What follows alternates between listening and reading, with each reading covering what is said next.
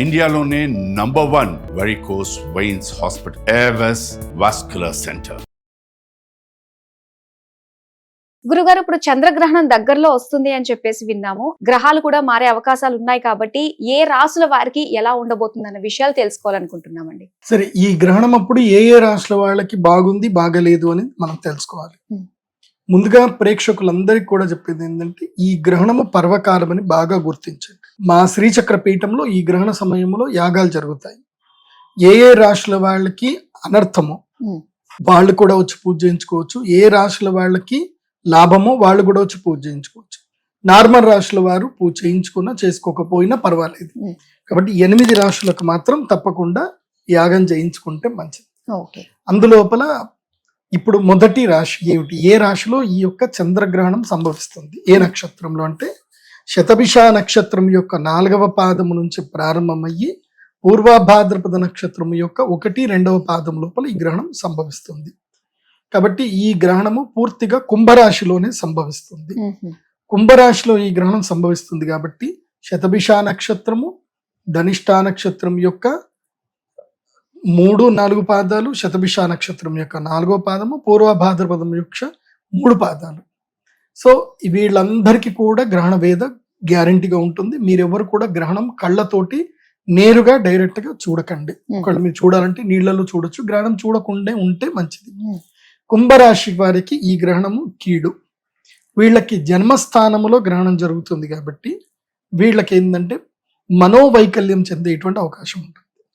అంటే ఈ మనస్సు ఏదో ఒకటి భర్తని అనుమానించడము, భార్యను అనుమానించడము, పిల్లల్ని అనుమానించడము, లేకపోతే ఎవరో ఒకరితోటి గొడవ పెట్టుకోవడము, సో కొంచెం అభద్రతా భావం ఏర్పడము, మనోవైకల్యం ఏర్పడుతుంది.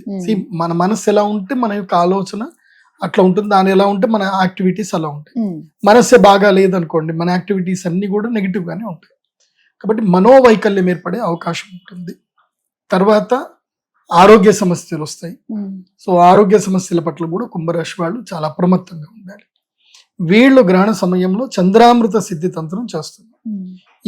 ఈ యాగం చేయించుకుంటే వాళ్ళకి మంచిది.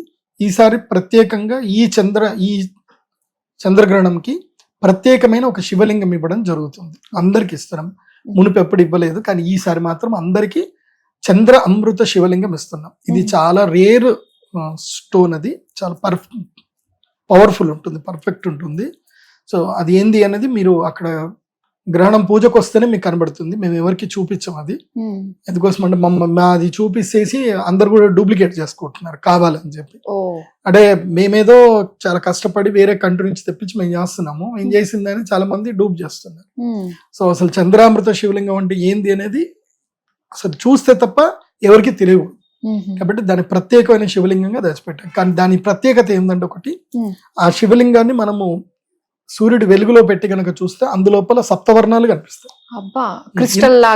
ఇంద్రధనస్సు కనిపిస్తుంది. క్రిస్టల్ అంటే మనకి సూర్యుడి వెలుగు అట్లాగే ఉంటుంది, పెద్దగా సప్తవర్ణాలు ఏం కనబడవు. కానీ ఇందులోపల ఏంటంటే ఇంద్రధనస్సు దాంట్లో కనిపిస్తుంది, అపియర్ అవుతుంది. సో చంద్రామృత శివలింగం చాలా ఎనర్జీ కలిగి. అయితే దీని ఒరిజినాలిటీ తెలుసుకోవాలంటే ఆ 7 రంగులు కనిపిస్తే మనకి ఇది ఒరిజినల్ తెలుస్తుంది. ఇంకోటి ఏంటంటే, మీరు పాలల్లో కనుక ఇది వేసి పెడితే 24 గంటల వరకు పాలు పగిలిపోవు. సో పాలల్లో వేసి పెడితే పాలు పగలవు. మోస్ట్లీ 48 అవర్స్ అయితే పగలవు, కానీ అయితే 24 గంటలు చెప్తాను నేను. అందుకోసం అంటే మేము టెస్ట్ కూడా చేసి చూసాము. అండ్ ఎనర్జీస్ కూడా పెరుగుతాయి. ఎక్కడైతే నీళ్ళలో వేసినా పాలలో వేసినా ఎనర్జీస్ పెరుగుతాయి. సో అది చాలా పర్ఫెక్ట్ ఉంటుంది. చంద్ర అమృత శివలింగం అని ఎందుకు అన్నాము అంటే, దానికి అభిషేకం చేసిన నీళ్లు గాని పాలు గాని తాగితే శరీరంలో ఉన్న రుగ్మతలు క్రమేపీ దూరం అవుతాయి. ఇంకోటి ఏంటంటే, నెగిటివ్ ఏదైతే ఉందో అది పోతుంది అన్నమాట శరీరంలో.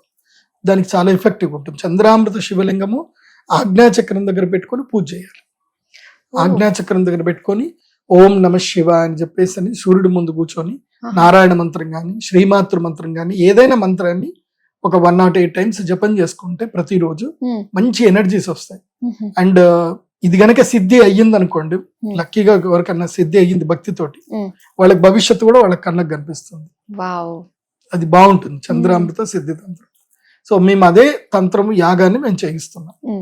ఆ యాగము కుంభరాశి వాళ్ళు తప్పకుండా చేయించుకోవాలి. వాళ్ళు ఈ శివలింగాన్ని ప్రసాదంగా స్వీకరించాలి. నెక్స్ట్ వచ్చేసి ద్వితీయ స్థానం. నెక్స్ట్ వచ్చేసి చతుర్థ స్థానం. ఇప్పుడు జన్మస్థానము, చతుర్థ స్థానం అంటే సుఖస్థానము, తర్వాత అష్టమ స్థానం, తర్వాత ద్వాదశ స్థానం. ఇవి 4 కూడా గ్రహణానికి నెగిటివ్ ఎఫెక్ట్ ఇస్తాయి, వీళ్ళకి ఇబ్బందులు కలిగిస్తుంది. ఈ గ్రహణం వల్ల వీళ్ళకి ఇబ్బంది కలుగుతుంది. ఇప్పుడు కుంభరాశి జన్మస్థానం అయితే వృశ్చిక రాశి నుంచి కౌంట్ చేసుకోవాలి. ఏ రాశిలో చంద్రగ్రహణం జరుగుతుందో మనం కౌంట్ చేసుకోవాలి మన రాశి నుంచి. ఇప్పుడు వృశ్చికం నుంచి నేను కౌంట్ చేస్తున్నాను. వృశ్చికం, ధనస్సు, మకరం, కుంభం ఎన్నో స్థానంలో అవుతుంది అంటే 4వ స్థానంలో అవుతుంది. సో తమ రాశి నుంచి సుఖ స్థానములో ఈ గ్రహణం జరుగుతుంది కాబట్టి సుఖ నష్టం జరుగుతుంది. వృశ్చిక రాశి వాళ్ళకి ఏంటంటే గృహత్యాగము, గృహ నష్టము, తర్వాత ఇబ్బందులు, అప్పుల పాలవ్వడము, తర్వాత తల్లి గారికి అనారోగ్యము జరిగేటువంటి అవకాశాలు ఎక్కువగా ఉంటాయి. ముఖ్యంగా వాహన గండాలు కూడా ఉంటాయి. కాబట్టి వృశ్చిక రాశి వారు కూడా ఈ గ్రహణ సమయంలో మంత్రజపము, పూజలు అవి చేసుకోవాలి. ఒకవేళ కనుక మీకు మంత్రజపం, పూజలు చేసుకోగలిగితే చేసుకోండి. మేము ఖర్చు పెట్టుకోగలుగుతామండి, మేము టెంపుల్కి వచ్చి చేసుకుంటామని అంటే మా దేవస్థానంకి వచ్చి మీరు అక్కడ యాగం చేసుకోవచ్చు. కాబట్టి మీకు మీ ఆర్థికంగా మీరు ఉన్నారు, మీరు 11,000 వరకు మేము పెట్టుకోగలుగుతాం అంటే అక్కడ నుంచి కూడా మీరు రావచ్చు. మాది 11, 18, 35 మూడు ప్యాకేజీలు ఉంటాయి. ఏదైనా సరే వచ్చి చేసుకోండి. లేనటువంటి వాళ్ళు ఇంట్లోనే కూర్చొని జపం చేసుకోండి. ఇప్పుడు డబ్బులు లేవనే కాదు, కొంతమంది బిజీ ఉంటారు. బిజీ ఉన్నటువంటి వాళ్ళు కూడా అంటే వాళ్ళకి ఎటు వెళ్ళలేకపోతారు, వ్యాపారాలు ఉంటాయి. ఇప్పుడు దీపావళి వస్తుంది కదా, వాళ్ళకి వ్యాపారాలు ఉంటాయి. కాబట్టి ఇంట్లో ఉండే చేసుకుంటాము అంటే కూడా ఇంట్లో ఉండే చేసుకోండి. నారాయణ జపము, శివ జపం చేసుకోండి. ఓం నమ శివాయ, పంచాక్షరి మంత్రం, అష్టాక్షరి మంత్రం జపం చేసుకోండి. వృశ్చిక రాశి వారికి ఈ అనర్థాలు ఉన్నాయి. ఈ వీళ్ళు జాగ్రత్తగా ఉంటే మంచిది. తర్వాత అనర్థమైనటువంటి రాశి ఏంటంటే కర్కాటక రాశి. కర్కాటక రాశి నుంచి మనము గ్రహణ రాశి గనక కౌంట్ చేస్తే 8వ స్థానం వస్తుంది. కర్కాటకము, సింహ, కన్య, తుల, వృశ్చిక, ధనస్సు, మకరము, కుంభం 8వ స్థానం అవుతుంది. సో 8వ స్థానములో గనక గ్రహణం ఏర్పడితే వాళ్ళకి ఆయుర్భంగము అంటే వాళ్ళకి ఆయుష్ నష్టమయ్యే అవకాశం ఉంటుంది. అంటే గండాలు వస్తాయి. జల విహారాలకు మాత్రం కర్కాటక రాశి వారు ఎక్కడికి వెళ్ళకండి. ఇప్పుడు రాబోయే కాలంలో జల విపత్తులు ఎక్కువగా ఉన్నాయి. వాటర్ ఫాల్స్ అను లేకపోతే వాటర్ అక్కడ ఎక్కడ మీరు స్నానం చేస్తాం అనుకుంటే సడన్ గా వాటర్ ఫ్లో పెరిగితే మాత్రం ఎవరు కాపాడలేరు. మనం ఇప్పటికి ఎన్నో వీడియోలు మనం చూసాం, ఇన్స్టాలో అక్కడిక్కడ చూసాం. ఈ వాటర్ అందుకోసమే నదిని ఎప్పుడు నమ్మకూడదు అని అంటారు. అది వర్షాకాలంలో నదిని అసలు నమ్మకూడదు. మీరు ఏదో నీళ్లు కొన్నే ఉన్నాయి కదా అని మీరు ఆడుకుంటూ ఉంటారు. ఒకేసారి నీళ్ల ఫ్లో పెరిగితే మాత్రం మీరు అలర్ట్ అయ్యే లోపల పని అయిపోతుంది. చాలా మంది అనుకుంటారు ఏముంది 5 నిమిషాలు టైం దొరకదా, 2 నిమిషాలు కూడా వెళ్ళిపోవచ్చు అనుకుంటారు. ఒకటి గుర్తుపెట్టుకోండి, మృత్యువు ఒకవేళ కనుక మీకు వచ్చింది, మీకు జస్ట్ ఇంకో 5 నిమిషాలు టైం దొరికింది అనుకుందాం, 10 నిమిషాలు అనుకుందాం, కానీ మీకు ఆ టైంలో కాళ్ళు చేతులు పనిచేయడు, బిగుసుకుపోతాయి అంతే. నేను చూసాను చాలా మందిని, వాడికి అక్కడ చావు వచ్చింది, చావు తప్పించుకుందాం అని పోదాం అనుకున్నా పోలేడు, అది అంతే.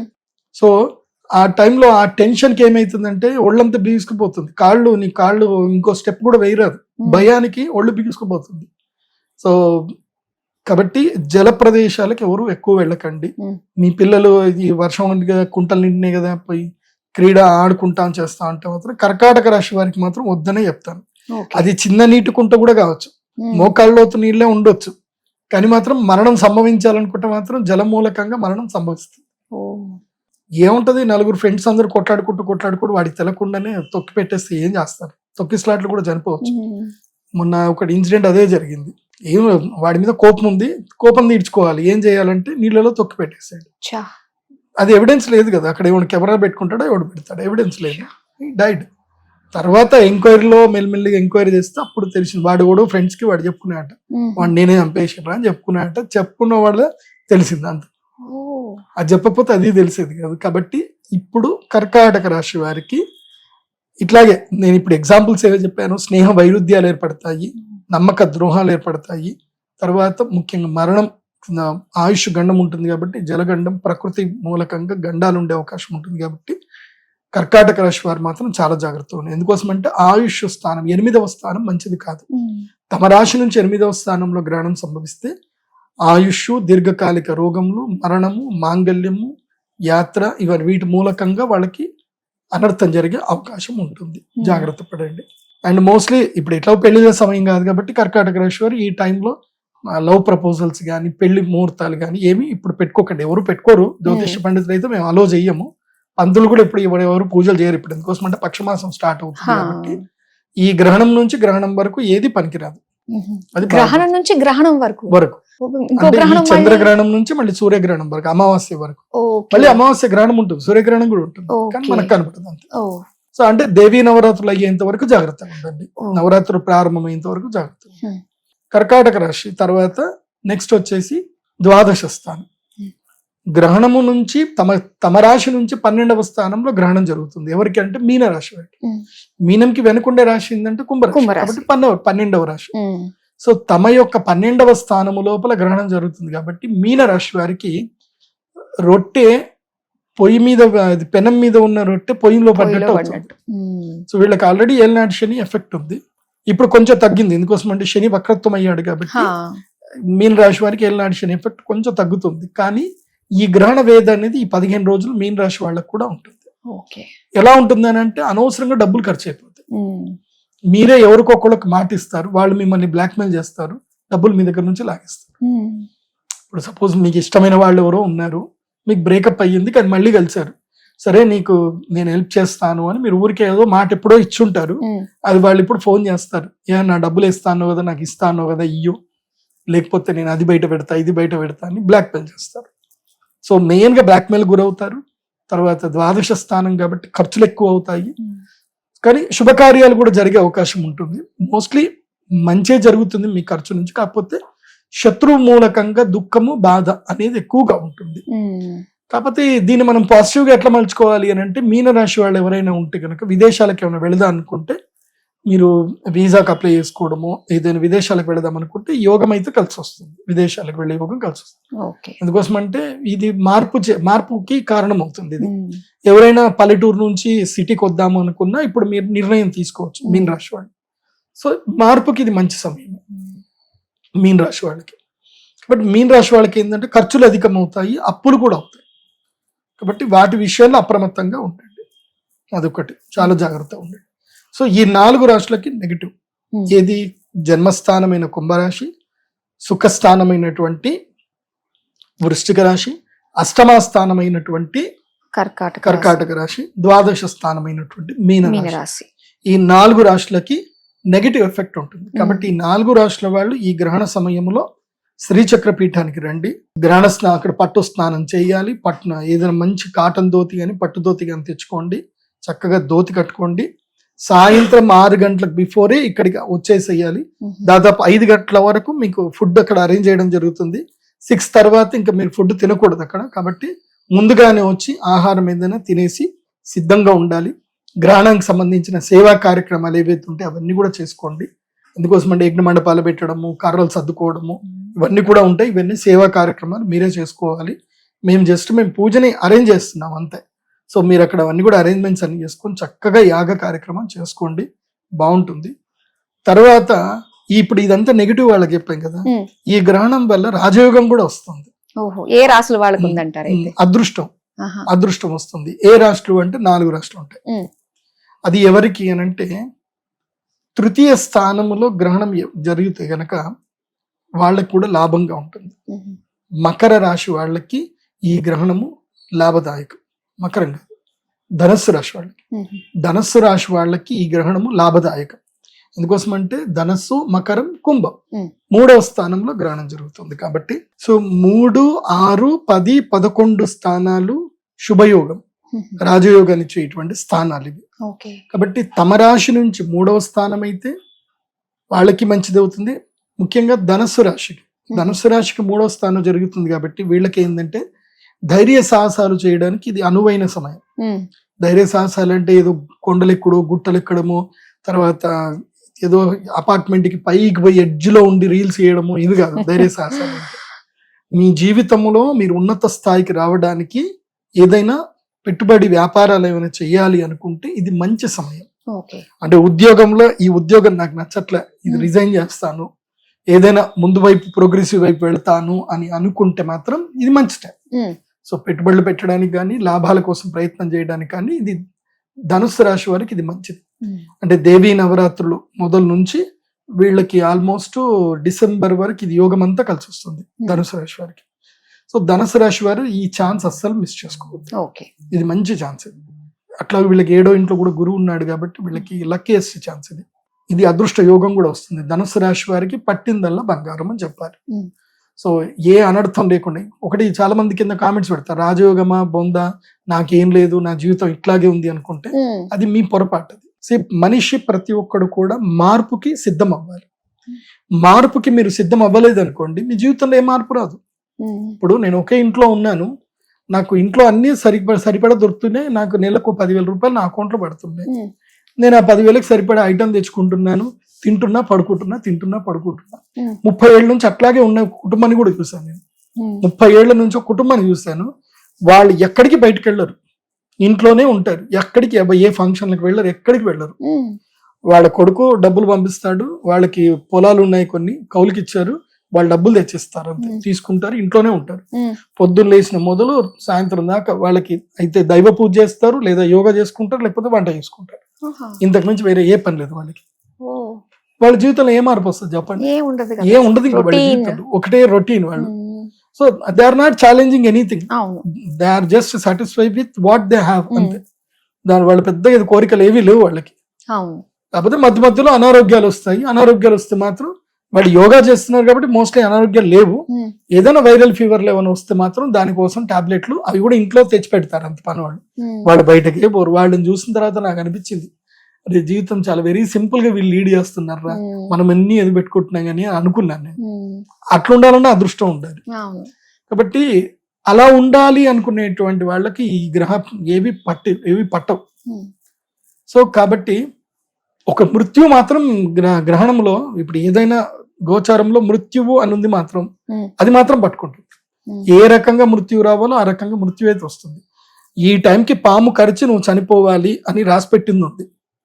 నేను పాము గరిచి చచ్చిపోతాను అని నాకు రాసి పెట్టింది కాబట్టి నేను పాములు లేనటువంటి ప్రదేశంకి పోతాను. ఒకడు ఏం చేసిందట, అక్కడ నుంచి ఒక 7 సముద్రాలు దాటి ఒక ఐలాండ్ చూసుకొని ఆ ఐలాండ్ లో పోయి ఉన్నాయట, ఇక్కడ పాములు లేవు అని చెప్పి. వాడు మిస్టేక్ ఏం చేసిండు అంటే, పోయేటప్పుడు వాడు సూట్ కేసు అయితే సర్దుకున్నాడు, ఆ సూట్ కేసు లోపల పాము దూరింది.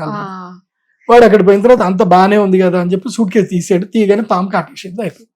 వాడు 7 సముద్రాల దూరం పోయినా వాడు మృత్యు చేతితో పెట్టుకుని. సో మృత్యు ఎక్కడున్నా రావాలి అనుకుంటే అది వచ్చేస్తుంది, దాన్ని మనం ఆపలేం. అది ఒక్కటి మాత్రం మనం ఆపలేం. మిగతా అన్ని మనం ఏదైనా మనము మంత్రముతోటో జపంతోటో తపంతోటో మన సాధనతోటో సాధించవచ్చు, కానీ మిగతా. కాబట్టి ధనుసు రాశి వాళ్ళకి చెప్పేది ఏంటంటే, మీరు ఇప్పుడు యాక్టివ్గా ప్రిపేర్ అవ్వండి, యాక్టివ్ అవ్వండి. ఏదైనా మీకు చాలీ శాలరీ ఉంది, ధైర్యం చేయాలి. ఇప్పుడు ధైర్యము సాహసం చేయడం వల్ల ధనలాభం కలుగుతుంది, బాగా గుర్తుపెట్టుకోండి. నెక్స్ట్ 6వ రాశి అవుతుంది. ఏ రాశి నుంచి అయితే 6వ రాశి అవుతుందో ఆ రాశి వాళ్ళకి మంచిది. ఇప్పుడు కుంభరాశికి ఏ రాశి వాళ్ళకి 6వ రాశి అవుతుందంటే కన్యా రాశి. కన్యా, తుల, వృశ్చిక, ధనస్సు, మకరం, కుంభ. సో కుంభరాశి వాళ్ళకి, కన్యా రాశి వాళ్ళకి 6వ స్థానంలో గ్రహణం ఏర్పడుతుంది కాబట్టి వీళ్ళకి ఏం ఆపర్చునిటీ వస్తాయంటే, రుణాలు తీరిపోతాయి, అప్పులు మొత్తం తీరిపోయే ప్రయత్నాలు చేస్తే తీరిపోతాయి.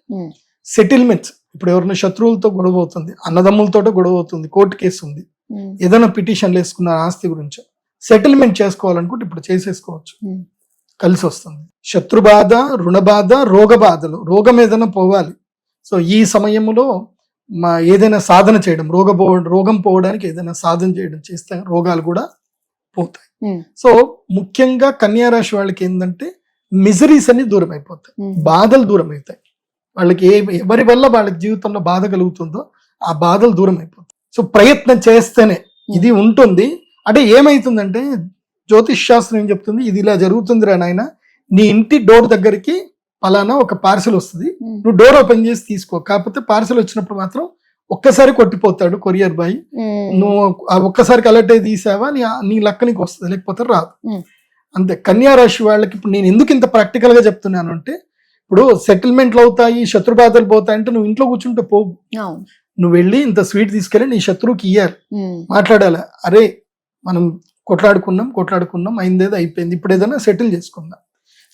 భారతదేశంలో ఉండేటువంటి కోర్టు కేసులు చూసుకున్నా, ఇప్పుడున్నటువంటి కోర్టు కేసులు దాదాపు 5 లక్షల కేసులు, పెండింగ్ లో ఉన్న కేసులు దాదాపు 1995 నుంచి ఉన్న పెండింగ్ కేసులు 5 లక్షలు ఉన్నాయి.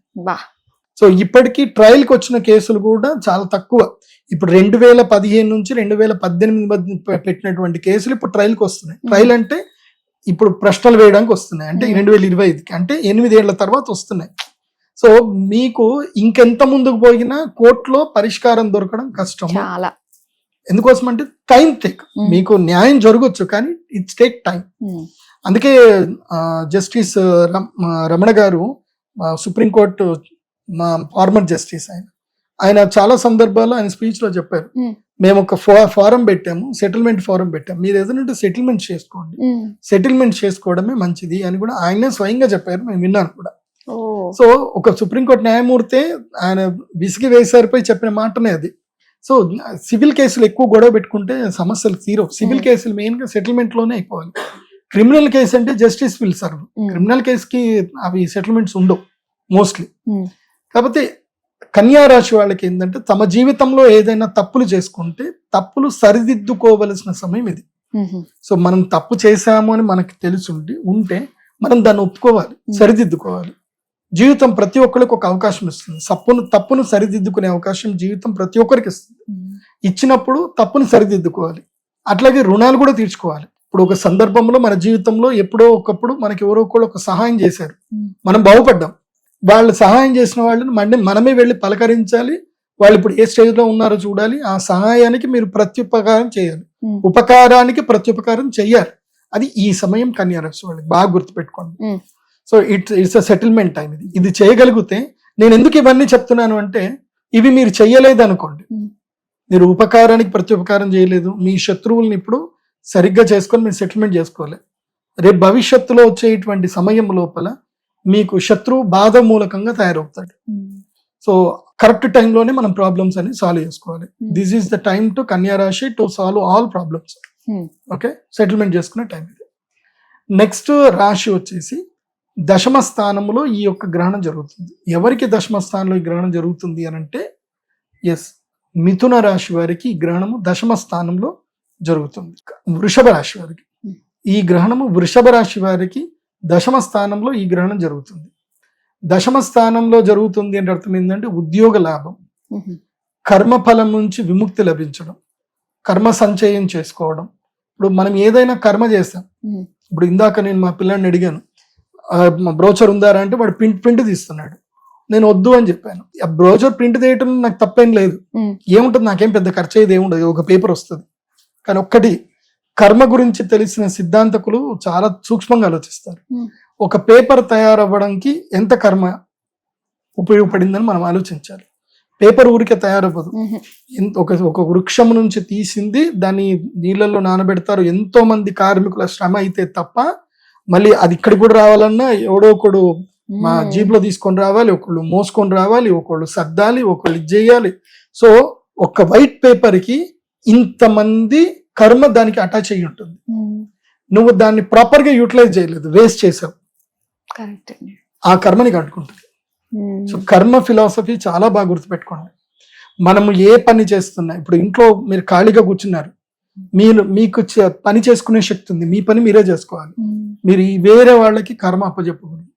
కర్మ మీరు ఎంత వేరే వాళ్ళకి అప్పచెప్తా ఉంటారో అంత మీ జీవితంలో వాళ్ళకి మీరు రుణపడుతూ ఉంటారు. బాగా గుర్తుపెట్టుకోండి. అందుకే రుణానుబంధేన పశు పత్ని సుత ఆలయ అన్నారు. ఇవాళ మన జీవితంలో ఎవరి దగ్గర డబ్బులు పోగొట్టుకున్నామనంటే వాళ్ళకి ఎప్పుడో బాకీ ఉన్నామని అనుకోవాల్సిందే. అలా అనుకుంటే కాస్త తేలికుంటుంది, అంతే, వదిలేసుకోవడమే అంతే. ఇంకా ఇవాళ ఇప్పుడు జీవితంలో మనం ఎవరో ఒకరికి సేవ చేస్తున్నాం అంటే వాళ్ళకి మనం రుణం ఉన్నాము అని అనుకోవాలి. సో అందుకే సెల్ఫ్ డిసిప్లిన్ పర్సన్ ఉండేటట్టుగానే ఆస్ట్రాలజీ ఎప్పుడు అందరికి ట్రీట్మెంట్ చేస్తుంది. So be self discipline person, self discipline గా ఉండండి. వృషభ రాశి వారికి ఇప్పుడు రాజయోగం ఉంటుంది. ఇప్పుడు మీరు స్వాధ్యాయ ప్రయోజనం ఉంటుంది. ఇప్పుడు స్వాధ్యాయ ప్రయోజనం అంటే నిన్ను నువ్వు అధ్యయనం చేసుకోవాలి. నువ్వు ఎలా ఉంటున్నావు, నీ పట్ల నీ ఫ్రెండ్స్ ఎవరన్నా ఉంటే కూడా నువ్వు అడగాలి, నా వల్ల నీకు ఏమైనా ఇబ్బంది అవుతుందా. మీ కుటుంబ సభ్యుల్ని కూడా ఒక్కొక్కసారి మనం అడగాలి, నా యొక్క ప్రవర్తన వల్ల మీకు ఎవరికైనా ఏదైనా ఇబ్బంది అవుతుందా, ఉంటే చెప్పండి, నేను ఏదైనా ప్రవర్తన మార్చుకోవాలా, నా వల్ల మీరు ఏదైనా ఇబ్బంది పడుతున్నారా. ఎందుకోసం అంటే కర్మను సెటిల్ చేసుకునే టైం ఇది. గ్రహణము కర్మస్థానంలో జరుగుతుంది కాబట్టి నీ కర్మలన్నీ కూడా సెటిల్మెంట్ చేసుకోవాలి. కాబట్టి నీ యాటిట్యూడ్ మార్చుకోవాలి. నీ కోపం ఎవరికైనా ఇబ్బంది కలిగిస్తుందా, నీ యొక్క అధిక లాలసం నిన్ను ఎవరినైనా ఇబ్బంది పెడుతుందా, లాలసం అంటే లస్ట్, నీ లస్ట్ ఎవరినైనా ఇబ్బంది పెడుతుందా, క్లియర్ గా వాళ్ళని అడగాలి, నా వల్ల నీకేమైనా ఇబ్బంది అవుతుందా. సో ఇవి బాగా తెలుసుకోవాలి. అది వృషభ రాశి వారికి ఇది కరెక్ట్ టైం ఇది. దీనివల్ల ఏంటంటే వాళ్ళకి ఆ నెగిటివ్ ఇంపాక్ట్స్ వాళ్ళకి రాకుండా ఉంటాయి. ఇప్పుడు ఉదాహరణకి మన ఇంట్లోనే మనం పిల్లల్ని ఊరికే తిడతా ఉన్నాము అనుకుందాం, పిల్లలకి ఒక వాళ్ళు భరించేసే భరిస్తారు, ఒక సమయం అయిపోయి వాళ్ళ ఇంట్లో నుంచి వెళ్ళిపోతే ఏం చేస్తాం, ఏం చేయలేవు కదా. అట్లాగే పిల్లల్ని కూడా అడగాలి, నీ బిహేవియర్ వల్ల నీ పిల్లలకి ఏమైనా ఇబ్బంది అవుతుందా, అది కూడా అడగాలి. అది కాకుండా ఇప్పుడు నువ్వు ఏదైనా గవర్నమెంట్ జాబ్ చేస్తున్నారు, లంచం తీసుకుంటున్నారు, ఎవరికి తెలియదు అనుకుంటున్నారు, మీరు కోట్ల లంచం తీసుకున్న ఎవరికి తెలియదు, కానీ మీరు 10 రూపాయలు లంచం తీసుకునేటప్పుడు దొరికిపోతే దొరికినట్టే కదా. సో మీ కర్మ, మీరు లంచం తీసుకునే కర్మలో ఉన్నారనుకుందాం, మీరు ఆ కర్మను సెటిల్ చేసుకోలేదు, ఆ కర్మ మీకు నెగిటివ్ అయ్యే అవకాశం ఉంటుంది. కాబట్టి this is the right time to settle all karmas. కన్యా రాశి వాళ్ళు స్వీయ స్వాధ్యాయం చేసుకోవాలి, సెల్ఫ్ డిసిప్లిన్ గా మారాలి, తర్వాత ఏదైనా ఉద్యోగంలో కూడా మారచ్చు, వ్యాపారం కూడా చేయొచ్చు, వాళ్ళకి కలిసి వస్తుంది. వృషభ రాశి వాళ్ళకి దశమ స్థానం కాబట్టి వాళ్ళకి రాజయోగం అయితే ఉంది, ఉద్యోగ మూలకంగా వ్యాపార మూలకంగా రాజయోగం. ఇక నెక్స్ట్ ఏకాదశ స్థానములో గ్రహణం జరుగుతుంది. ఎవరి జాతకంలో ఎవరి రాశి నుంచి అయితే 11వ స్థానంలో గ్రహణం జరుగుతుందో వాళ్ళు ఒక్కళ్ళు మాత్రం 100% బెనిఫిట్ అవుతారు, 100% బెనిఫిట్ అవుతారు. మేషరాశి వాళ్ళకి మంచి యోగం ఉంది. ఇప్పుడు వాళ్ళకి ఏలినాటి శని వచ్చిన తర్వాత వాళ్ళకి మళ్ళీ ఒక ఏమంటారు అంటే ఒక ప్రాస్పరీస్ టైం అంటారు. మనం వీడియో గేమ్ ఆడేటప్పుడు మనకి ఎనిమీస్ వస్తా ఉంటారు, మనం ఏదో ఒక పవర్ వస్తే ఎనిమీస్ ఏం వచ్చినా సరే మనం ఏం చేయకుండా పోతా ఉంటాం. ఇప్పుడు ఎగ్జాంపుల్ కి నేను చిన్నప్పుడు నేను మారియో ఆడేవాడిని, మారియో ఎగ్జాంపుల్ చెప్తాను. మారియో ఆడేటప్పుడు ఒక ఫ్లవర్ వచ్చి ఆ ఫ్లవర్ తీసుకోగానే ఇంకా ఎన్ని వచ్చినా టకటక ఫాస్ట్ స్పీడ్ వెళ్ళిపోవడమే ఉంటుంది తప్ప అవేవి దానివల్ల నెగిటివ్స్ ఏం రాదనమాట, ఆ ఎనర్జీ ఉన్నంతే పోవాలన్నమాట. అట్లా మేషరాశి వాళ్ళకి ఈ 15 రోజుల నుంచి దీపావళి వరకు మోస్ట్లీ వీళ్ళకి సూపర్ పవర్, పట్టిందల్లా బంగారం. సో ఏలినాటి శనిలో ఏ ఇబ్బందులు జరగొద్దు, అంతా బాగుండాలంటే ఈ యొక్క శ్రీచక్ర పీఠానికి వచ్చి యాగం చేసుకోండి, చేసుకొని దానము తర్పణం అన్నీ చేసుకోండి, మంచిగా ఉంటుంది. మేషరాశి వాళ్ళకి ఇది లక్కీయెస్ట్ టైము, పట్టిందల్లా బంగారం, వ్యాపారంలో అభివృద్ధి వస్తుంది. కాకపోతే వ్యాపారంలో ఉన్నటువంటి వాళ్ళు కొంచెం మోడరేట్ గా ముందుకెళ్ళండి. ఇన్స్టాగ్రామ్ లో కొత్త రీల్స్ చేయడము, ఫేస్బుక్ లో రీల్స్ చేయడము, డిజిటల్ గా ఎక్కువగా ముందుకెళ్ళగలిగితే ఎక్కువ డబ్బులు వస్తాయి. సో అట్లా ఏమన్నా మంచి ప్రయత్నాలు చేసుకోండి. మా సుమన్ టీవీ కూడా చాలా మందికి ఆఫర్ ఇస్తుంది, మీ బిజినెస్ లని కూడా ప్రమోట్ చేసే ఆఫర్లు కూడా ఇస్తుంది. ఎవరికైనా కావాలంటే కాల్ చేసి మీ బిజినెస్ ప్రమోట్ చేయించుకోండి. చాలా మందికి తెలియదు, వాళ్ళ బిజినెస్ ని ప్రమోట్ చేసుకుంటే కోట్ల లాభాలు కూడా ఈజీగా వస్తాయి. సుమన్ టీవీ చిన్న ప్లాట్ఫారం కాదు కదా, రోజుకి లక్షల్లో వ్యూస్ ఉంటాయి. సో మీ వ్యాపారం ఒకసారి లక్షల్లో మందికి రీచ్ అయ్యే అవకాశం ఉంటుంది. సో మీకు రాజయోగం ఈజీగా సుమన్ టీవీ కూడా మీకు హెల్ప్ చేసే అవకాశం కూడా ఉంటుంది కాబట్టి అది కూడా మీరు సద్వినియోగం చేసుకోండి. కాబట్టి ఈ 4 రాశులు మేషరాశి, వృషభ రాశి, కన్యా రాశి, ధనుసు రాశి, ఈ 4 రాశుల వాళ్ళకి ఈ యొక్క గ్రహణము రాజయోగాన్ని కలిగిస్తుంది. అది ఏమి ఉందనేది మీరు రిపీటెడ్ గా మళ్ళీ చూసుకోండి. ఇక రిమైనింగ్ 4 రాశులు ఉన్నాయి, వీళ్ళకి పెద్దగా ఏం ఉండదు. మకర రాశి వాళ్ళకి ధనలాభం కలుగుతుంది, పోయిన డబ్బు తిరిగి దొరుకుతుంది. అట్లాగే తులారాశి వాళ్ళకి కూడా ఏంటంటే వాళ్ళ సంతానం పట్ల వాళ్ళకి జాగరూకత పెరుగుతుంది, సంతానం పట్ల ఖర్చులు పెరుగుతాయి, విద్య కీర్తి ప్రతిష్టలు పెరుగుతాయి తులారాశి వాళ్ళకి. సింహరాశి వాళ్ళకి ఏంటంటే గనక భార్యాభర్తల మధ్యన ఉన్న తగాదాలు ఏవైతే ఉన్నాయో సయోధ్యతతో సబిసిపోయే అవకాశం ఉంటుంది. కాకపోతే సింహరాశి వాళ్ళకి రిలేషన్షిప్ లో మాత్రం ఇబ్బందులు వస్తాయి. సో వాటిని సెటిల్ చేసుకోవాలి. సింహరాశి వారి ఈ సంవత్సరం అంతా కూడా తిన్నామా పడుకున్నామా తెల్లారిద్దా ఇంతే, ఏ సీరియస్ తీసుకోవద్దు. ఎవరైనా గట్టిగా మాట్లాడి అరిచినా సరే మంచిది అని హాయిగా పడుకోండి, ఏం పట్టించుకోవద్దు. సింహరాశి ముఖ్యంగా రిలేషన్షిప్ లో మీరు తగువ పెట్టుకున్నారా అది జీవిత కాలానికి మీకు సమస్య అవుతుంది. నెక్స్ట్ వచ్చేసి మిథున రాశి వాళ్ళకి ఏంటంటే ఈ కాలం కొంచెం మంచిది, అంటే మళ్ళీ మీ కీర్తి ప్రఖ్యాతలు పేరు ప్రతిష్టలు మళ్ళీ పెరుగుతాయి. ఇది కొంచెం మంచి సమయం మిథున రాశి వారికి. సో ఇది గ్రహణం వల్ల 12 రాశుల వాళ్ళకు ఉండేటువంటి పరిహారాలు. ఓకే గురుగారు, చాలా మంచి విషయాలు తెలియజేసినందుకు ధన్యవాదాలు. శ్రీమాత్రే.